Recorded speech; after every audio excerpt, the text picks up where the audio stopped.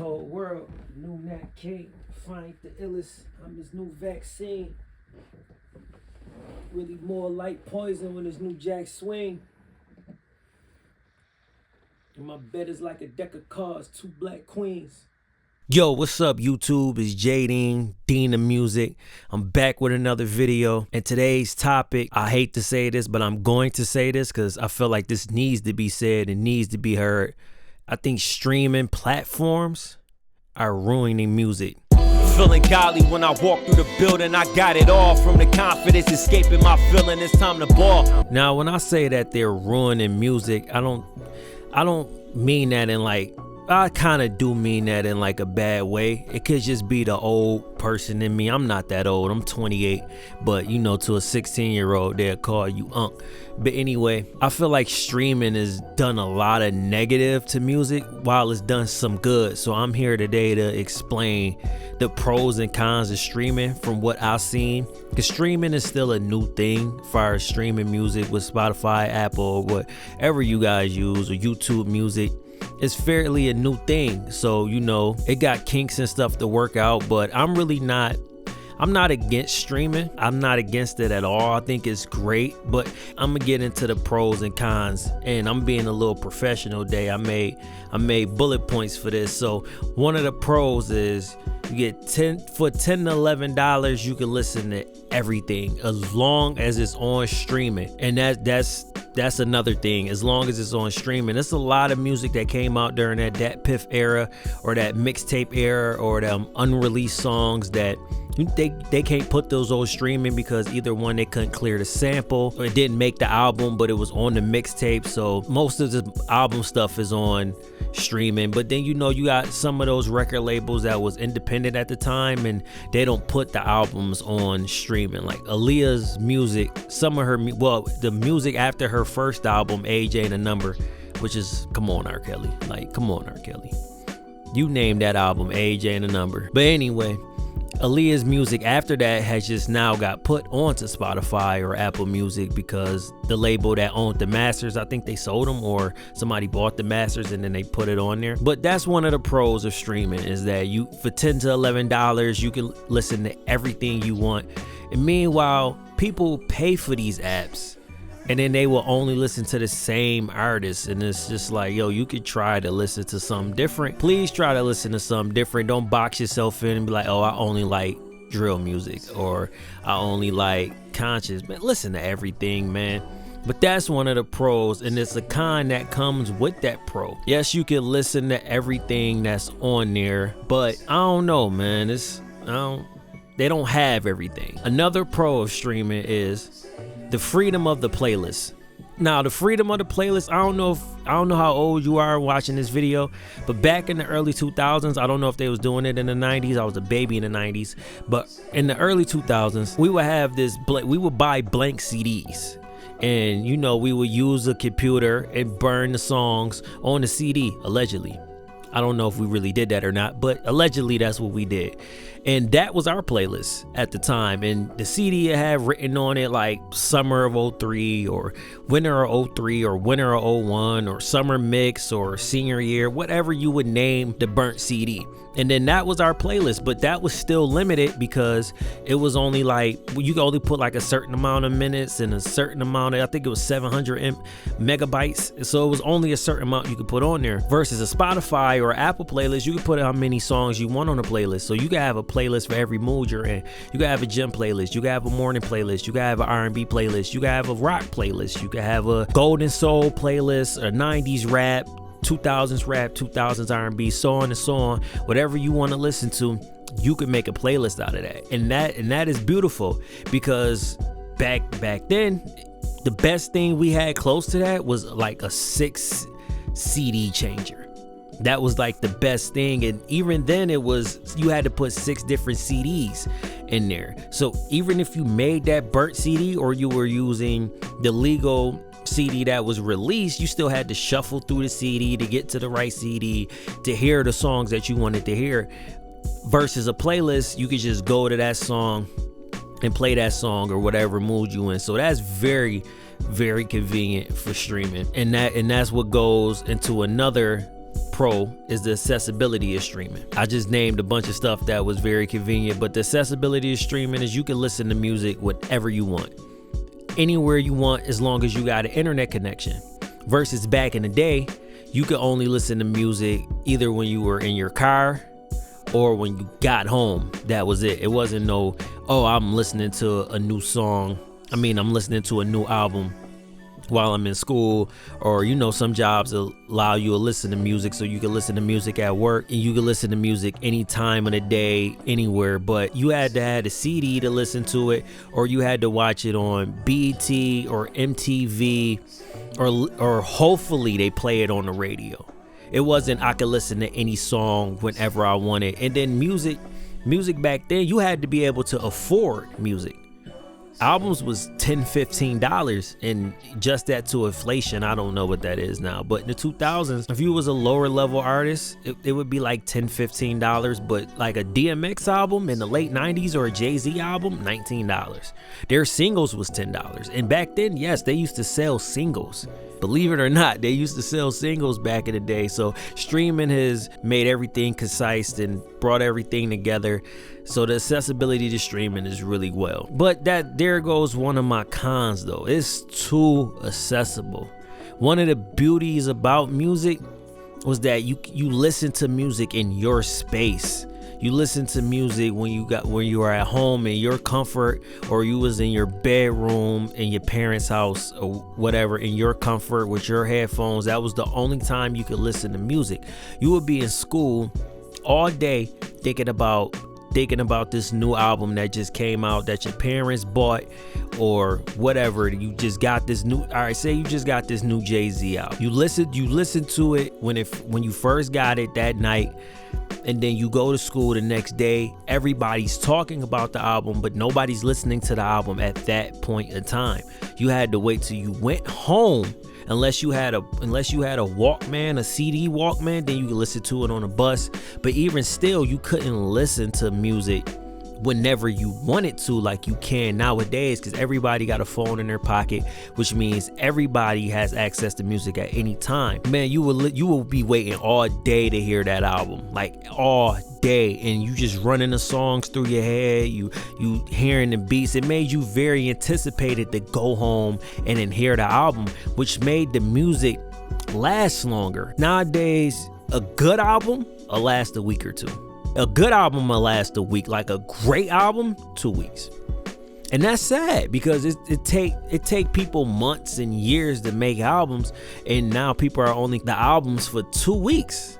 And that's sad, man. But that's one of the cons that I don't like, is that music is too accessible. And then I don't know, man. But another pro is midnight releases. Now, midnight releases is cool, I guess. Because, back in the day, it wasn't no midnight releases I don't think it were midnight releases for albums. You had to wait till the store opened, which was 9 a.m. probably for most stores. You had to wait till the CD store to open, or Best Buy, or your mom and pop shop to open that had a CD.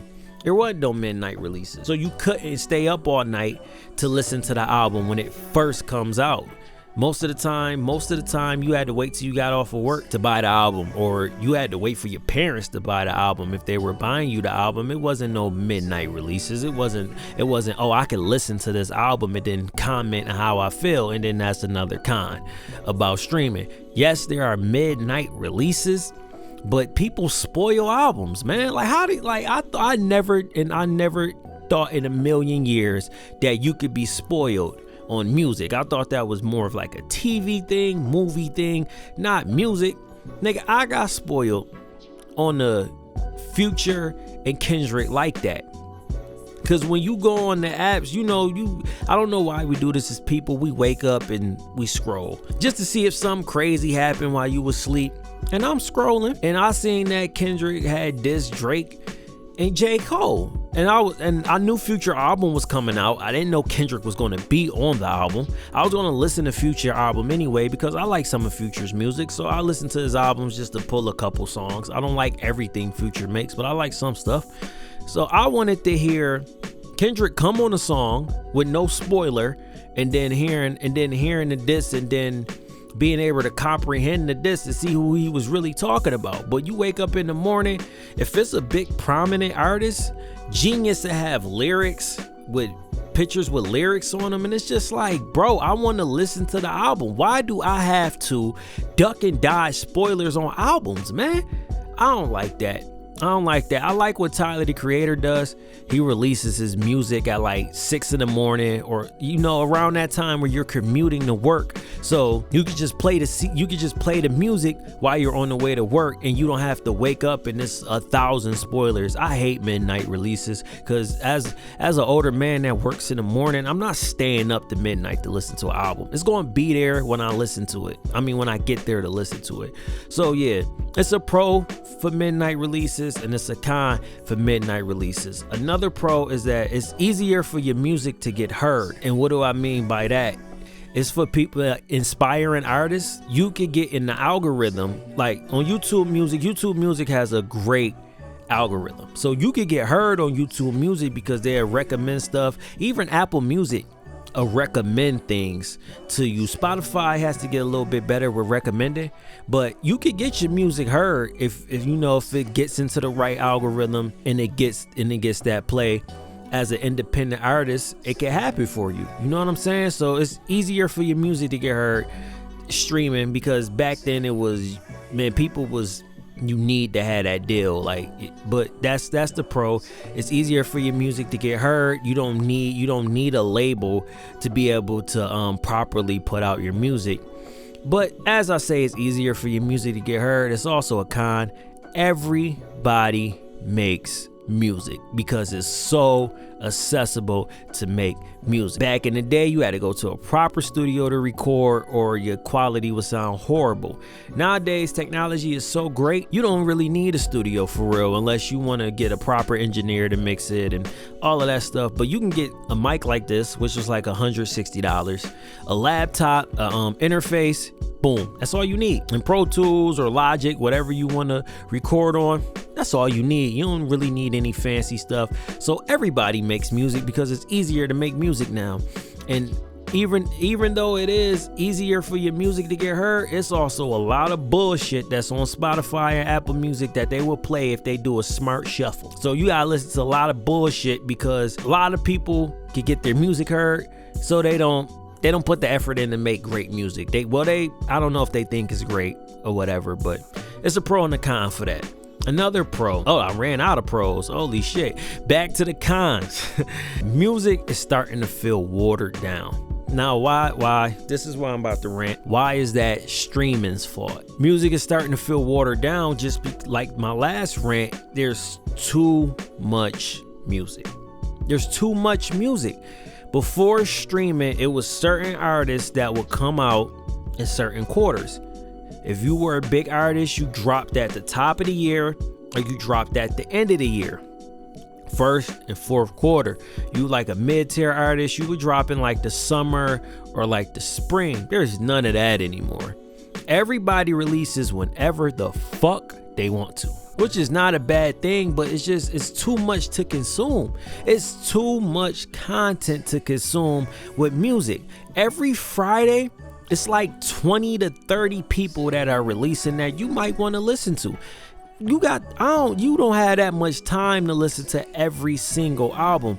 And then the music feeling watered down is that it's a lot of microwave shit, because a lot of these labels want them songs that's gonna catch the algorithm. People are not putting the art together like they used to because of streaming. A lot of people don't make albums because back then, if you paid $10 to $15 on somebody's album and you didn't like it, their career was damn near over after that. Because niggas would be like, yo, I spent $15 on him and he gave me some bullshit. Niggas invested money into your career with your album. Now it's $10 a month. It's not an investment because I'm paying for all the music instead of paying $10, $15 for one album. Like, say if you bought a Nas album back then, and Nas put some, I ain't gonna say Nas because Nas got a lot of good albums, but say you bought an album from somebody and it was ass, and it was like they first it was like their first album, and it was ass. You would never buy another album from that person again. Just like if you paid $10-15 to go to the movies and it was ass, you wouldn't buy the DVD. So if you had the first album and it was ass and I spent $15, I'm mad I spent $15 on some bullshit. I'm not buying another album for you. So music is the level of entry is not the same as what it used to be. So that's why a lot of it feels watered down to me, because people aren't making the art, because the albums aren't meant to be played fully in one session. Back then you had to make an album where people were listening to it in one session from front to back. You had to keep somebody's attention for an hour to an hour and a half. So whether that be interludes or just having everything flow, you listen to these albums nowadays, they sound like a playlist. There's no flow, there's no fluidity to them. They're just going from one song to another, and I'll sit there, and for me that love to listen to albums, I love to listen to things front to back and seeing how well things flow. And just them 90s and them early 2000s like rap albums, even in the 2010s, because people were still selling CDs in the 2010s, them albums flow really well. I listened to Take Care recently, just like a couple hours ago, because I'm doing a Drake video soon. But I listened to Take Care and I was like, yo, this album flows really well. And it's a part of that last era where it was CDs. So you had to keep somebody's attention and you had to make the album flow. Nowadays, everything's a playlist. And then the problem is that it'd be 15 songs on the album or 25. And it's just, I don't want to hear a 25 song album personally. That's too many songs for me personally. I don't want to hear a 25 song album. And then 10 of the songs on the album sound the same because you're trying to get on the algorithms so you can get the numbers. So music is it's a lot of microwave. It's a lot of watered down stuff. And another con is that, like, I'm going back into it, record companies are now focused on algorithms. I said that before. Record companies they don't even want you to make that cohesive album. They like, okay, Spotify has Spotify Wrapped or any playlist. They want you to get on them playlists so one song on an album can get bigger numbers. I don't like it. I don't like it at all. And the quality of the music is also a con. I know Apple has Looseless and Spotify has now introduced Looseless, but the thing about Looseless is that you have to have a strong either internet connection or just a strong connection, period, because Looseless takes a lot of data. And if you don't have that strong connection, the song is going to skip in Looseless, or the songs aren't going to load. So that's a problem with streaming. But other than Looseless, the quality isn't the quality you would get from a vinyl. It's damn sure not the quality you would get from a CD, because that's direct audio. Because when you're streaming, it's not a direct feed like a CD, because a CD reads off of a laser. Well, the CD uses a laser to read it. So you're getting that direct music, and then a vinyl is a needle in the groove. It's direct. There's nothing cutting in between the signal of the music and then the music reader. There's nothing, unless you got wireless speakers. I don't know why you would be listening to a CD on wireless speakers. I don't know why you would do that. But if there's nothing to break up the connection from the CD to the laser to the speakers, you're getting one-to-one sound.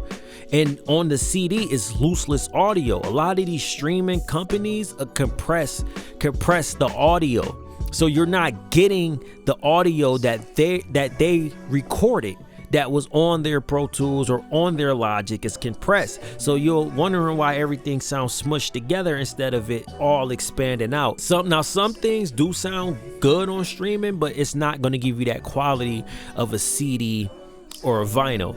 Another con about streaming music is that you don't own the music. You don't own it at all. Spotify can shut down today. Apple Music can shut down today, and there goes all your music. You don't own any of it. Minus a CD or a vinyl, as long as I got electricity in my home, I can listen to the album. And since you don't own the music, Some of these artists don't have stuff cleared, so the song will be taken off. And then the song is gone forever. Minus a CD or a vinyl, if that song is on that vinyl, it's gonna always be there. So you don't own the music on the streaming. And also, like I said, since a lot of music is coming out, the music doesn't last long at all, because on to the next one. And then I done went over everything. But yeah, those are my pros and cons about streaming music. I'm gonna go on another rant, and it still got something to do with streaming. Artists, rappers in particular, I have no problem with streamers. Do your thing, y'all make a lot of money. But rappers, please go to journalists. Stop going to these streamers to promote your album. You're going on their platform, you're not talking about the music, you're talking about everything else. And then right before you leave their platform, you be like, oh yeah, album coming out July 12th. You didn't say anything. Why should I be excited about the album? Just because you said some funny jokes, nigga? Like, you ain't tell me who worked on the album, what you went through during the album. You didn't tell me any of that. You just went on there, showed your personality, didn't say anything about the music, and then you expect people to listen to the music. Please go to a proper journalist where they're going to ask you questions about the album. What were you going through during the album? What was the processes of making the album to get people excited for the album? Stop going to these fucking streamers that don't know anything about journalism. They just know how to stream, and that's it. They don't know anything about music, damn near. Stop going to the streamers. Do a proper promotion. Go through proper journalists so people can be excited for the music instead of being excited for you. You have 2 million followers and you sold 20,000 copies. Crazy. And I just came up with a new con for streaming. Another con for streaming music is people don't make albums anymore. I know I said that earlier in the video, but people really don't make albums anymore because the average listener doesn't listen to the album as intended. They'll see the track list and the features and then go to the first song that they want to hear instead of listening to the album in whole. And then they'll be like, oh, this album is trash. This is trash. You didn't listen to it how it was intended to be listened to. It has a track list for a reason. This is the first song for a reason. This is the second song, third, fourth song for a reason. You went to track 8 first and then went and picked the songs you wanted to hear all out of order and then say the album is ass. You didn't even listen to the album as intended. It's like going to the movies, pressing fast forward to the third act of the movie, and then going and watching the second act, and then the fourth final act, and then watching the beginning. You're gonna be like, what the fuck? You like, what Pulp Fiction shit is this? Like, it's just, so people don't make albums anymore because the average listener doesn't even listen to albums correctly. And I don't even know if a lot of these artists can make albums anymore. It's just my opinion. You go back and listen to them, even them 2010 albums. Them albums were well put together with emotional roller coasters. They don't make albums like they used to anymore. And I blame streaming. I blame algorithms. I blame record labels for pushing this certain type of thing for algorithms so everybody makes the same song. A lot of people aren't being creative because of algorithms, and they're scared to go out of the box to make something creative because the pressure from the algorithms. And algorithms is a fucking man-made thing. We should go back to making music from the heart or something that you really wanted to make. So streaming has messed up a lot of things. It also has messed up the money in music. They came up with this random number that told you, oh, you got this such amount of streams, here's the money we're going to pay you. Instead of it was a set amount of money. An album was $15. $15, you sold 1 million records. That's the album generated $15 million. You know what I'm saying? It was more money in music when you were physically buying the music. So it took a lot of power and money away from the artist. Streaming did, and that's why it's a lot of watered down shit, believe it or not.